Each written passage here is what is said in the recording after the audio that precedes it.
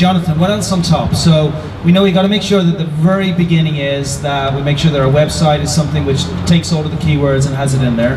And I'm sure we get experts to help us with that, but it's the first check. What else would we go for? I want to get to the first page of Google. And how long is this going to take me, by the way? Because I've been 2 years messing around. I'd like to get there quickly. I don't want to... Right.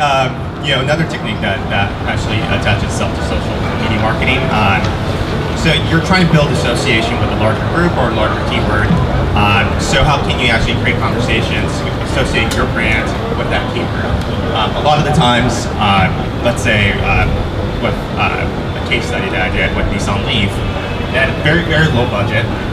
Chevy Bolt had a very big budget when it was about to launch, but Nissan Leaf had zero. So basically, you share content for bigger brands that have higher reach, have higher association with electric or this lifestyle, sustainable lifestyle, like let's say New York Times. If they write about something about electric charging stations, they had no reference to Nissan Leaf or Chevy Bolt, but you could actually share that content either through Twitter or Facebook, and based on your CTA, if you get them to actually talk about Nissan Leaf, you put the Nissan Leaf key term in their comments and really their conversation, the more and more the search engines or social engines really pick up that Nissan Leaf is associated to this article, to this brand, to this category, to this keyword.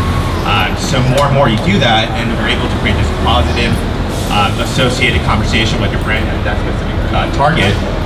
You could actually build over time higher association with SEO as well.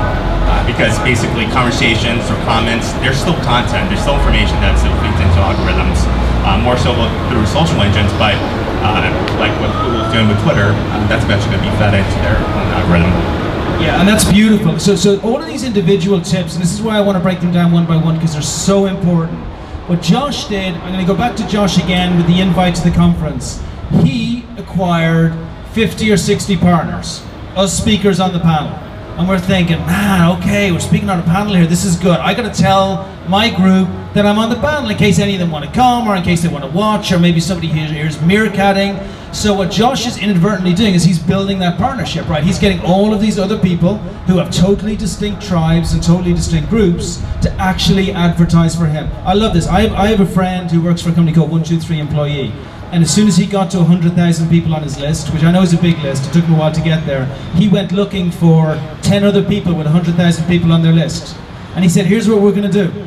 Together, we're going to have 1 million people that we're going to be able to touch, and we're going to touch each other with really relevant messages. So I love that. First thing, make sure our site is good. Second thing, build up partners. Find people who are in a similar place than you. You would be surprised if anybody called me with a list of about 10,000 people with something relevant to my sector. It doesn't matter what it could be IT, it could be coders, it could be anything. And they said, hey, I want to get your message out to my list and you get your message to mine. I would say yes.